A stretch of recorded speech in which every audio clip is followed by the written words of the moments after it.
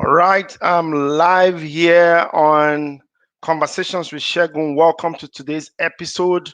Today's episode, I'm having a fantastic gentleman that will be joining us here to share with us something, tips and things we need to know in the world that we're in today. So, on Conversations with Segun, we have conversations with highly placed individuals, high network individuals. They come here and talk to us about burning, trending issues.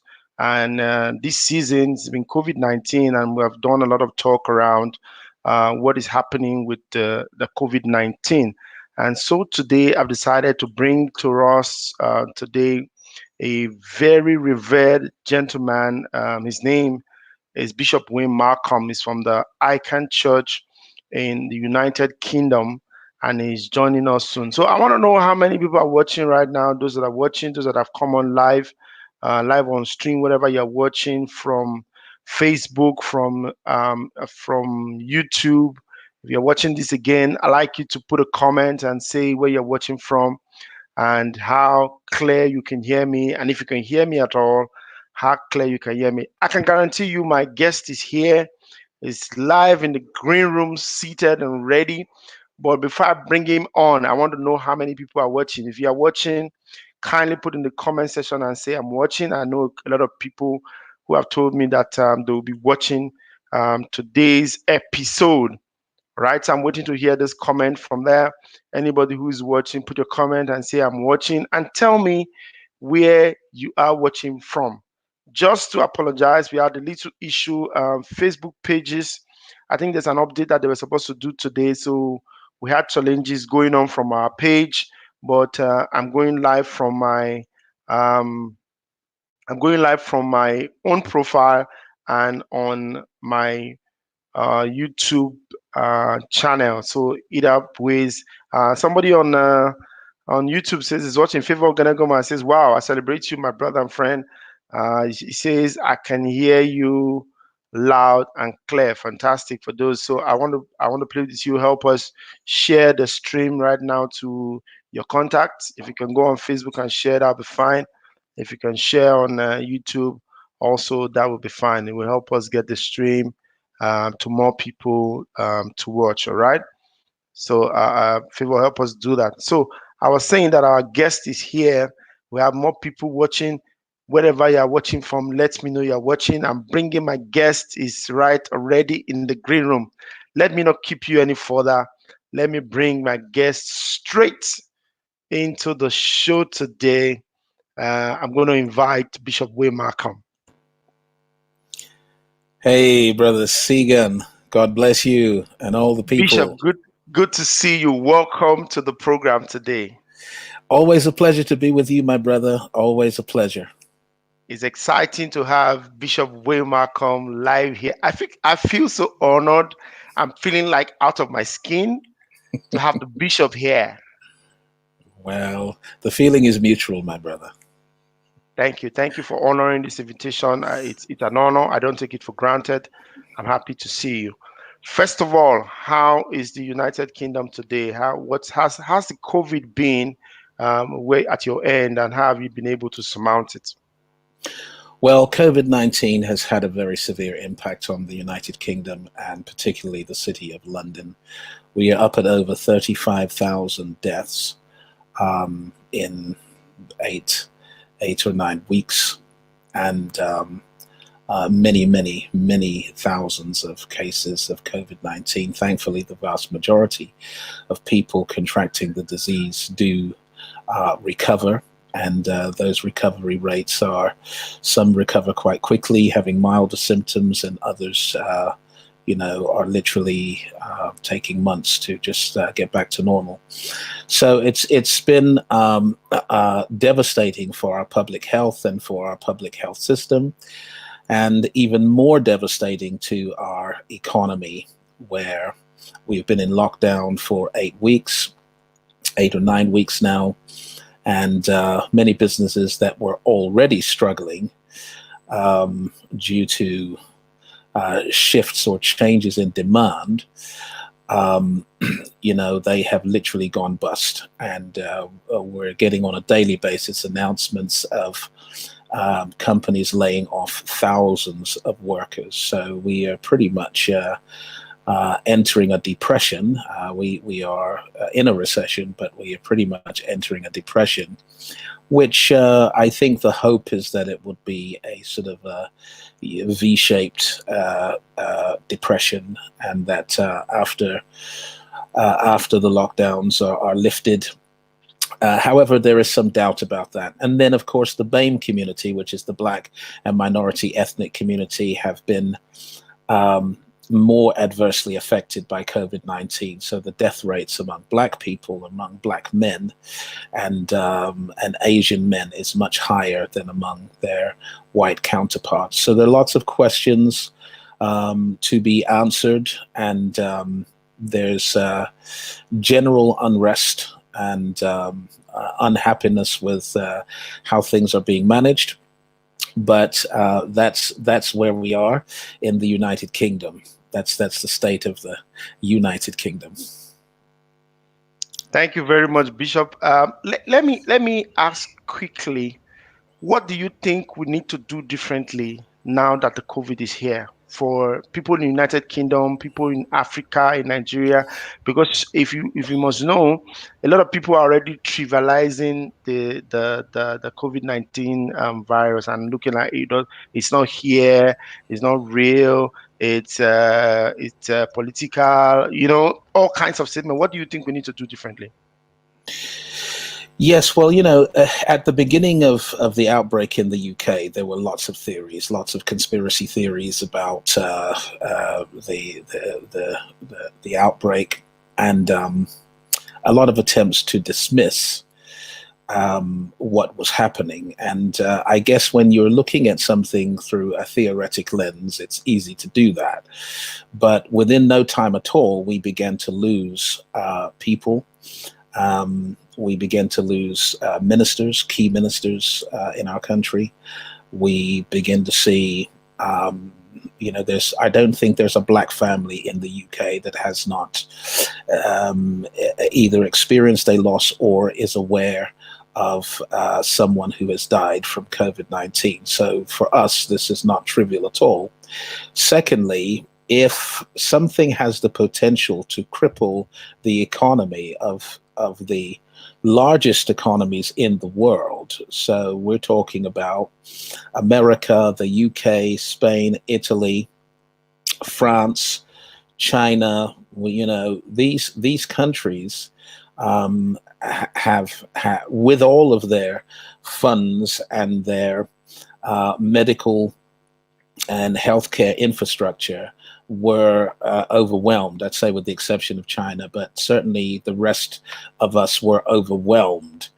And so this is not something that anyone in Africa should take lightly. It's not something that anyone anywhere should take lightly, because if it's able to cause this level of distress and disruption here, then it poses a very real threat. In terms of what we should be doing now, of course, I'm a man of faith and a spiritual leader, and so my worldview is spiritual, and I put what is happening socially, economically, and politically inside a spiritual framework.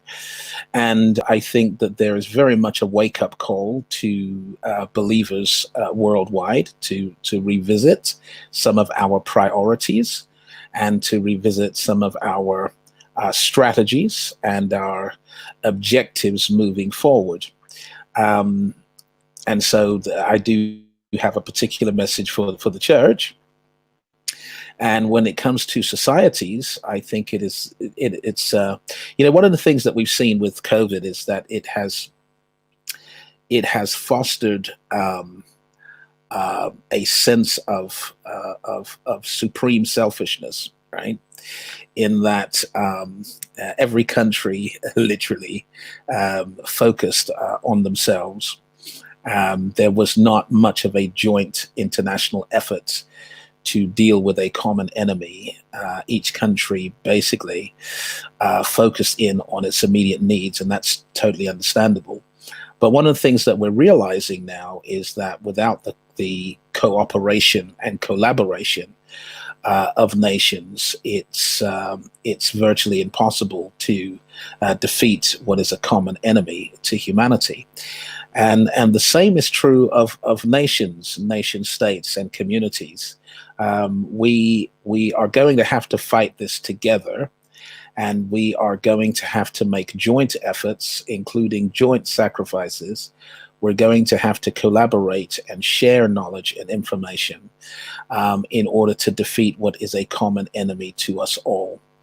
And I fully appreciate that in regions where the infection rate is very low, or where they've had virtually no cases, that all of this sounds exaggerated. But I live in London, and it is not exaggerated. We have seen the morgues overrun. We have seen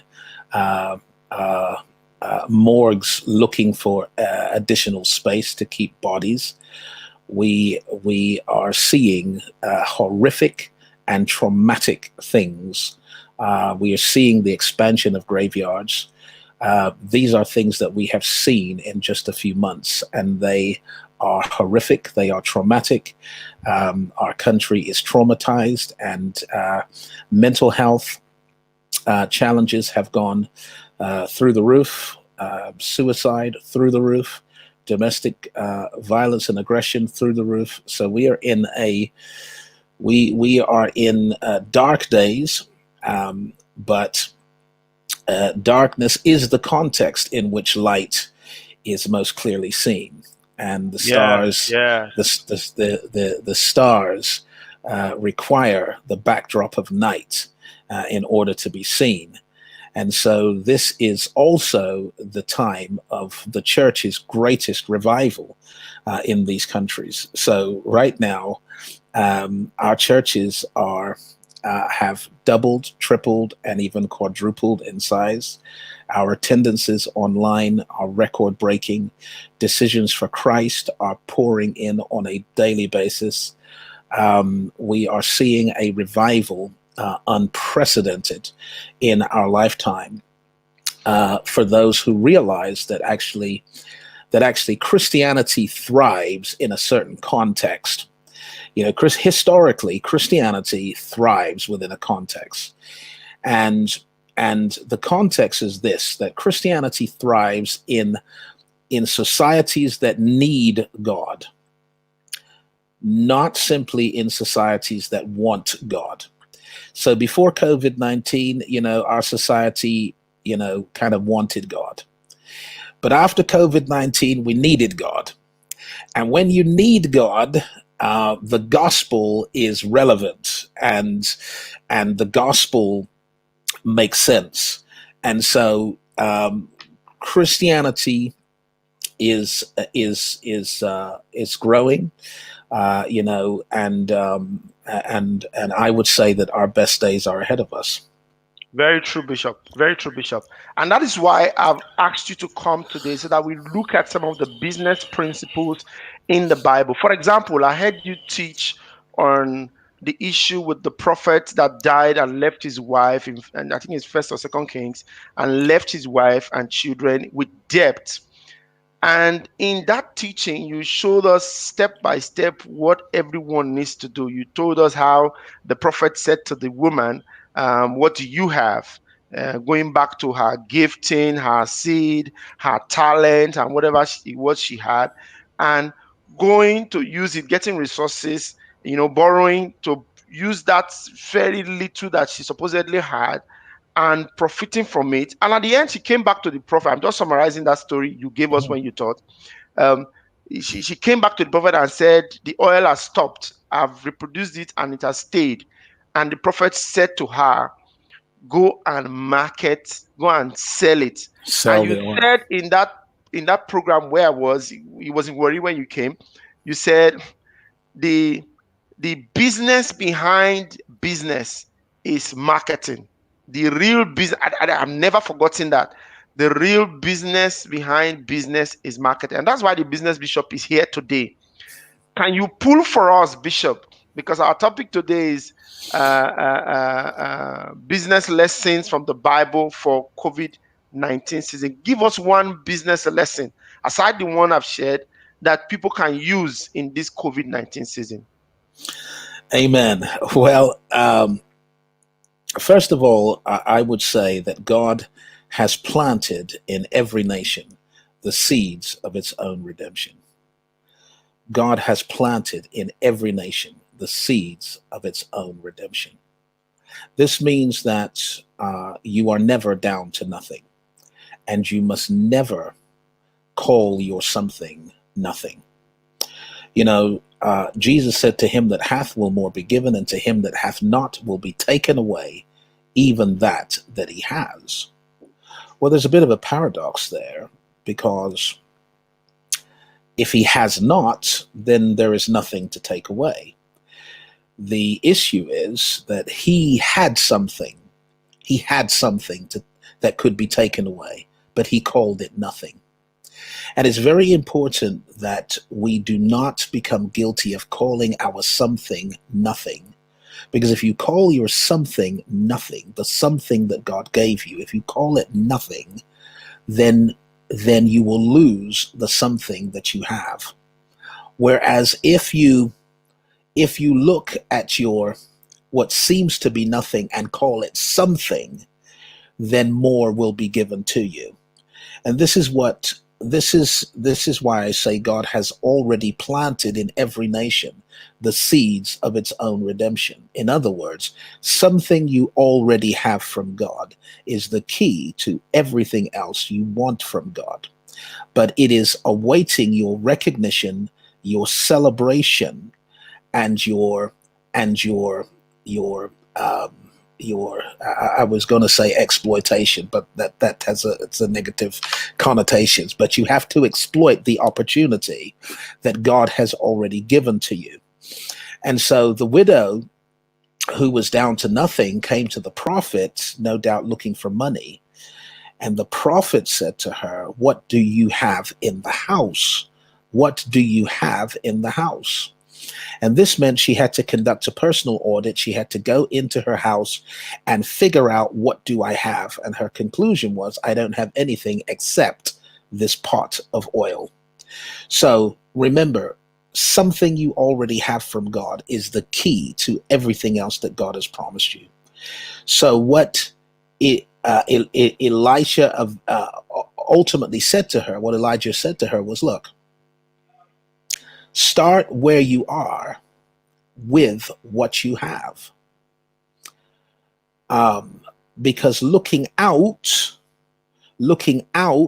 for help from someone else leaves you a victim.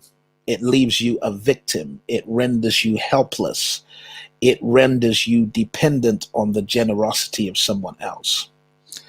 But instead, the prophet said, look in, because something in your house is the key to everything else that you want. And what she found, a little pot of oil, and fundamentally she went into the oil business. She went into the oil business and not only paid her debts, but lived off of the rest, and no doubt lived wealthily. Now, there are many other keys that are in that particular passage that I believe are relevant for us today, but I want to start there and at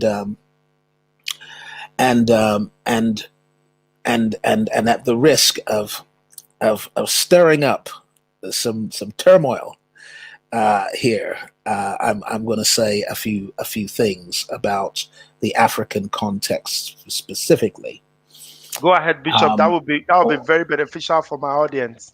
Yeah, because we have over relied on importing other people's goods, and this over reliance on manufacturing from other countries has rendered us weak when it comes to this context of COVID-19. And one of the things that we are going to have to do is to figure out, what is it that we have? Where is our strength? What has God blessed us with? And how can we convert that into a business where we are not only trading with each other, but we are trading with our neighbors, our partners, and we are trading internationally from the position of our strength. Because God has not left you without a seed. God has not left you without a pot of oil. God has not left you without a strength or a skill or a capacity or something that is unique to your nation, that is unique to your culture and to your characteristics. He has given you something that is marketable, but you're going to have to recognize its potential and recognize its value. So this is going to require some prayerful reflection on, okay, what do we have? And it's going to require that we we realize that in this current climate, where it's every man for himself, nations are pretty much looking out for themselves. And therefore, in order to have a seat at the table, you must be able to bring something to that table. Now, Bishop, say that. yes, I'm going to pause you. Say that again. In order for you to have a seat on the table, you have to be able to bring something to the table. correct. So if you Because don't bring anything to the table, you cannot have a seat on the table. no. So the reason why Nigeria or Africa generally do not have a seat on the table is because we are not bringing anything to the table. Well, the issue is that we were bringing oil to the table. Okay, Okay. we were bringing oil to the table, and with the disruption in oil markets and prices, and with the green revolutions that are taking place in every country at lightning speed, and with alternative sources of energy that developed countries are investing in very heavily, then increasingly what we're bringing to the table is not enough. We are going to have to begin manufacturing. We're going to have to begin producing. We're going to have to begin exploiting our unique opportunities and our unique characteristics, because the seat you have on the table also is determined by how much you bring to the table. So you'll find that there's people at the top of the table, and the people at the top of the table are the people who bring most to the table. And I think that there is an opportunity right now, certainly over the course of the next decade, for us to begin to specialize in some things, and to master some things, whether it's product or service or a combination of both. There's an opportunity to reskill, to upskill, to train, with the objective of creating value that can be traded around the world. And so I'm going to pause there. Feel free to fire in a question before I go off down the trail. Bishop, we are just, I'm sure people are eager listening and writing and taking notes, but there's a question about marketing that I talked about. Logmon Majority says, Bishop, which would you advise as more profitable? Marketing being defined as making what is desired available and presentable, or marketing being defined as making the available desirable? Oh, I love that question. Thank you so much. I can see the question on my screen. And I think that at an authentic level, and what I have to bring in here is the integrity factor, because I think that the fourth industrial revolution is being fast followed by a fifth industrial revolution.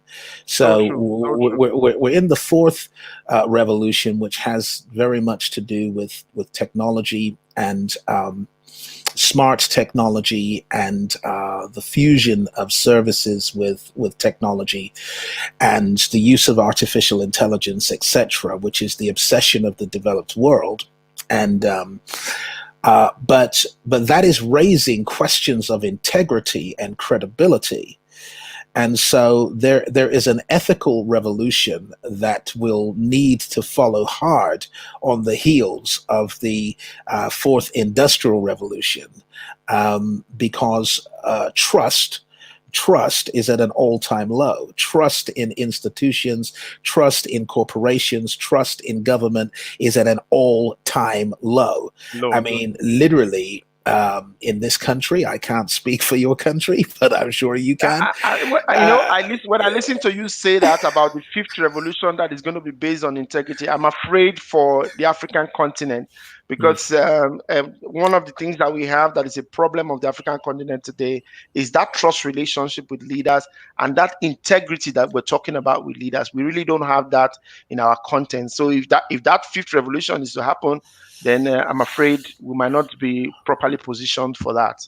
But well, that's something that people listening here today can cultivate to take well, advantage well, I of think the it's an fifth revolution. opportunity. I think it's an True, opportunity. I think true. the traffic is going to flow in the direction of trust, credibility, and ethical practices and processes. I think the general public are going to rebel against the shadiness, the secrecy, the duplicity, and Hmm. the lack of contribution that some corporations are making to social conditions. I think they're going to turn against organizations that are just raping the country, ripping its resources out to spend on yachts and jets. I think that that's going to become a thing of the past, and that we will gravitate towards those organizations and institutions that have some transparency, some ethical practices and processes in place, and procedures for dealing with corruption. So I think it's a revolution that's inevitable, and if the country doesn't embrace that ethical revolution, okay, there will be two severe side effects, which is one, it will become increasingly isolated in the global context. Okay, because no one will want to do business with you, Yeah. outside of those ethical kite marks, shall we say, in place. Right, those ethical standards, um, but also, if we do not um, participate in the ethical revolution, then neither will we participate in the technological revolution, because technology puts more powers of surveillance and intrusion into the hands of institutions. It gives them more access to your private life, to your behaviors, to your preferences, and we don't trust that here in the West. We have zero trust for any of the multinational corporations that are obsessed with collecting data and generating algorithms and spying on us and following us. We don't have any trust for governments for exactly the same reason, and therefore the services will not be used, the products will not be consumed once there are trust related issues. So it's I think there's an opportunity, particularly from a spiritual perspective, particularly for believers who already have an ethical, moral code from your faith, to factor in the ethics, the integrity, and the transparency of good business practices. And I know that's going to be hard to start with, because and why I say hard is that, as one brother once told me, he said, Bishop, he said, if you're not doing something wrong, if you're not doing something corrupt, people don't trust you out here. They think they don't understand why Why you're you're not not corrupt? accepting bribes.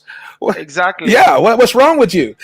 Okay, Yeah, so you're when not normal. corruption, you're not normal. So when corruption has become the norm, the economy is toxic, and that rebellion against the toxicity has to come out of the church if the church is going to lead the reformation and lead the recovery. And there is an opportunity for the church for believers to lead the reformation and lead the recovery, and our ethical position is the starting point. And I want to say something else about that within the African context as well, is that, companies that become extraordinarily wealthy, they do so because of the size of their consumer base, right? Now, what they are going to have to do, okay, is give back to those communities. And I think that the traffic is ultimately going to move to those companies who have social and community projects, who are visibly and significantly reinvesting parts of their profits into uplifting communities and upskilling communities and creating opportunity.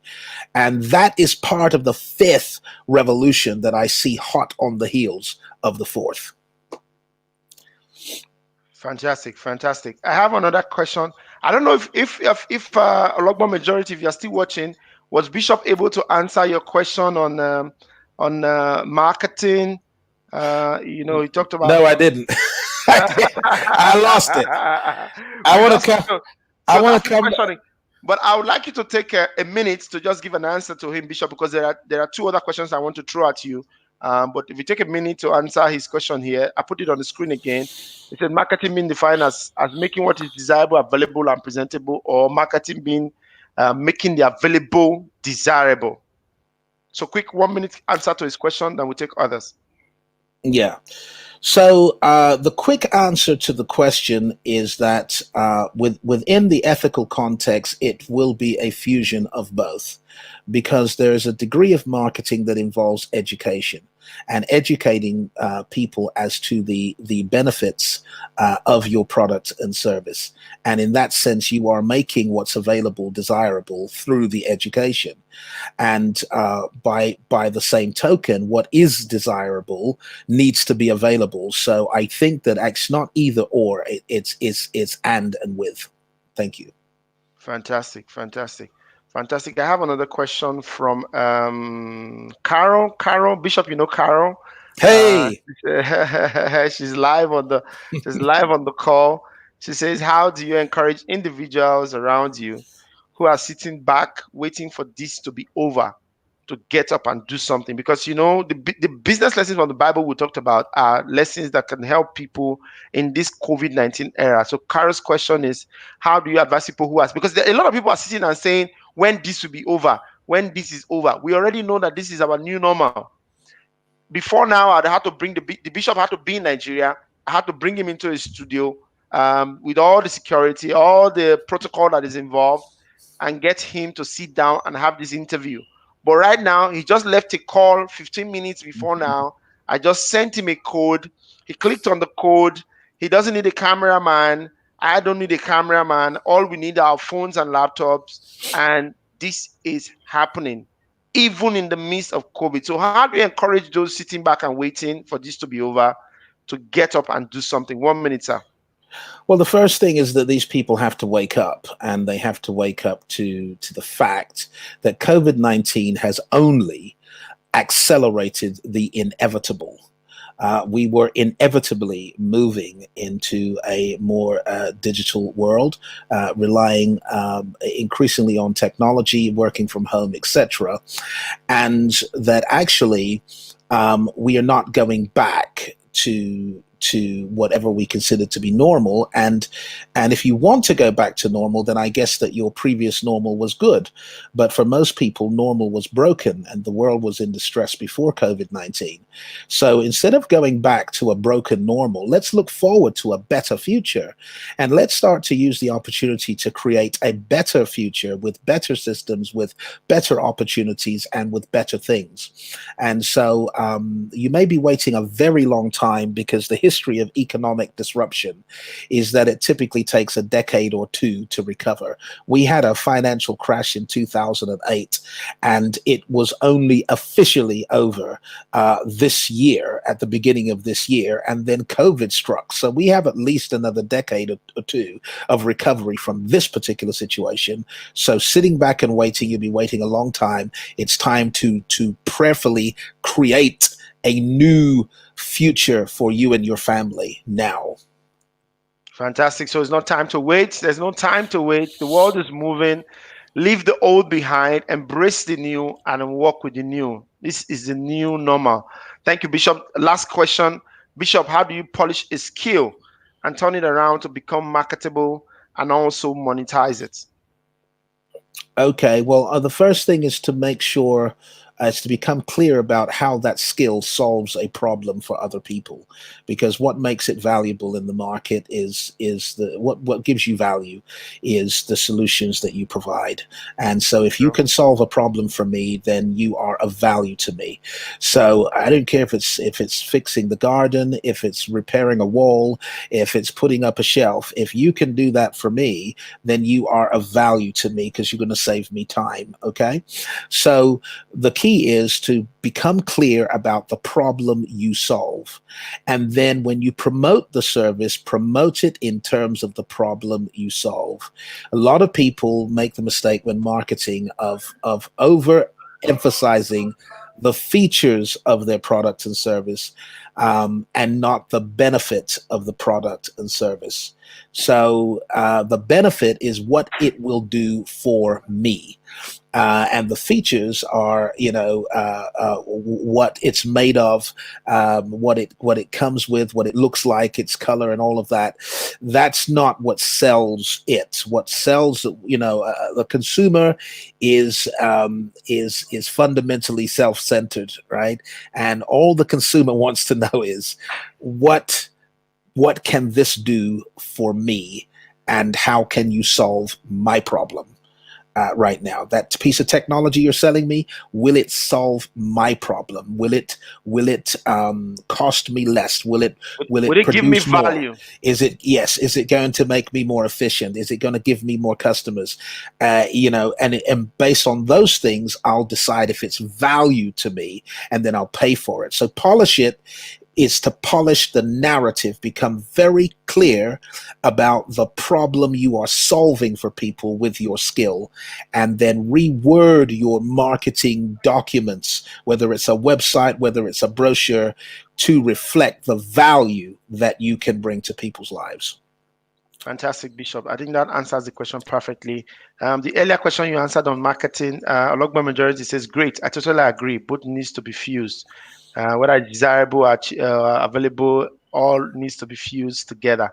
My last question for you, Bishop, because we're almost out of time, is what would you advise people now? The world is becoming more internet based, and so many of the things we are doing are all moving onto the internet. What will you advise a young business person watching this program right now who is so confused and worried that, look, there's no movement, I don't know what to do, I don't know what to sell, how do I go forward from now? What are the three things you want them to do? Three quick things on their fingertip that I'm trying to put my finger, okay, yes, three quick things you want them to do on their fingertips that will take them to the next level in the new economy that we're in today. Well, number one, you should establish a credible online presence, and this includes your website, your point of sale website, and it includes your social media branding and consistent outreach. So you should establish a credible web presence, because the internet is the new due diligence, it's the new delivery tool, etc. And secondly, you should do some market research. You should engage in some market research to find out where your fish are, instead of just being out on the lake or out in the ocean throwing a net into nowhere. Target a market, target an absolute audience. And the third thing is collaborate, collaborate, collaborate. Partner with. This is not the day of the Lone Ranger. This is the day of joint ventures, partnerships, and collaboration. It's very important that you identify others who have an interest in that same market to see if you cannot collaborate, run a joint venture, and partner in reaching your target. Fantastic, Bishop. Fantastic. You've gotten the three. And the three, mostly what I got strongly out of it is the number three. You number one, you said you need internet presence, you need a website, point of sales website. You the second, I skipped the second one, but the third Yeah. one, collaboration. It's very key. This is not the day of the Lone Ranger. I heard it from Exactly. you. So look at this right now. Right now, actually, Segan, we are collaborating.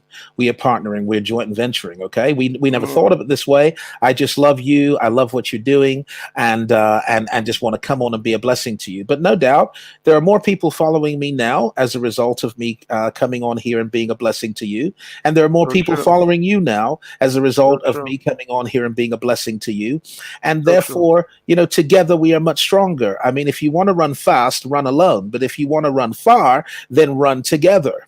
True, so true. I just give a story about this collaboration with myself and Carol. Carol was here the last episode before you. I've known Carol for a while from a distance, never spoken with her, never talked with her. We just chatted once and said, "Oh, I like what you're doing. Yeah, I like what you're doing. We should work sometime." But with the COVID-19, somehow we got to say, "Oh, I see what you're doing." When I started this and I spoke with her, I said, "I would love to have you." And she said, "Fantastic. I would love to be there." And the last episode of this program, she was here. Awesome. And collaboration is key. It's really key. I want to thank you, Bishop. Please, on the comment section, please help me say thank you to the Bishop. This happened on very short notice. And Bishop just agreed. He said, "Wow, fantastic. I would love to make it happen." And the Bishop is here today. If he was going to be here in person, I should have paid a huge. I should have said thank you in the typical African way. Yeah. But thank Yeah. you to you, Bishop. Thank you to you, Bishop. A lot of people are saying thank you, and people are Thank you. commenting. Say collaboration is the new face of competition. Exactly, Mm, it's good. it's the new face of competition. That's Treasure Kalu. Favor says together we become stronger. Mm, That's Favor right there. Correct. The comments are pouring in. The comments are pouring in. Abraham says thank you, Bishop Wayne. In fact, they are all saying thank you. Treasure says thank you, Bishop Wayne. Um, Lockman Majority says thank you, Bishop Wayne. bless you. Uh, who else? Who else? Who else? Dennis says thank you, Bishop Wayne. Omanigo says thank you, Bishop Wayne. Um, the second one is Market Richard No Way Official. Okay, fantastic, Joseph. You're watching. Thank you. Thank you, Uh, Joseph. let me see. Somebody made a very good comment. He said awesome value. Awesome value. I think I agree with that. I agree with that. Awesome value. I agree. Many people are saying thank you, thank you, thank you, thank you. Let me see again. It says Bishop, a big high five for you. You killed it. That's Dennis. Bang. Yes, yes, yes, yes, yes. Thank you, Bishop. I would Thank you. want to call it up and let you rest. I know you just left from a 15 minute. You just had 15 minutes from your last program that you had. But thank you all the same. We're grateful and indeed grateful. We look forward to opportunities to do more with you, Bishop. Thank you, sir. Bless you, and bless you to all of the viewers. We love you so very much, and look forward to sharing with you again sometime soon. Much love. Shalom. Shalom. All right, fantastic. I'll let you go now. I'll let you go now. All right, so fantastic. Thank you to all who watched. Thank you to all who has been a part of this program. Thank you for all that you do, all your comments. Please do kindly go follow me on Instagram. And I want to apologize. We're supposed to transmit on the page, but somehow we missed it. And Facebook was having an issue with their pages, so I had to transmit from my profile and also on YouTube. If already you're here and you like what you heard today, please do share, and you can go to our YouTube. You would see the content is going to remain here. I want to encourage you to keep still. Tuesday, Thursday, 12:30 lunchtime, we'll have another set of wonderful panelists. guests join us here to talk about. Please let me know what you want to hear, what you want people to talk about. Please do put it there. I would bring guests that will talk about all the things that you want to hear. If you have a comment, please put it there. Let me see. Let me also go and let me see so that I don't leave anybody out. Treasure says I have shared. Uh, Akman says thank you very much, Bishop. Great talk. Blessing says thank you, Shegun. Joseph says shalom, shalom to you too. This is a lovely concept, Godfrey. Fantastic, it is. Um, that's my take. Collaboration, fantastic. Hannah says great job, Pastor Shegs. Thank you, thank you, thank you. I might not be able to take all the comments, but I'll take the ones. Thank you, Bishop. Thank you. Bless you, Bishop. Yep, yep, yep, yep, yep. Thank you to everyone that watched. Thank you. Please like my page, subscribe if you're watching on YouTube to my channel so that anytime we go live, I don't have to send you a message. You just see it pops up on your timeline that we're live. This has been Conversations with Segun, and we had a fantastic time with a bishop from the United Kingdom, Bishop Will Malcolm, the business bishop. Please do share this. There are more people that need to see this. If you enjoyed the value, please do share and let more people know about this. Thank you. You have done very well. Conversations with Shegun. I'm leaving now, but I'd like you to keep still and follow everybody who's on the comment section. Let's follow ourselves back. Thank you. God bless you. Ciao. See you on Tuesday next week, same time, 12:30.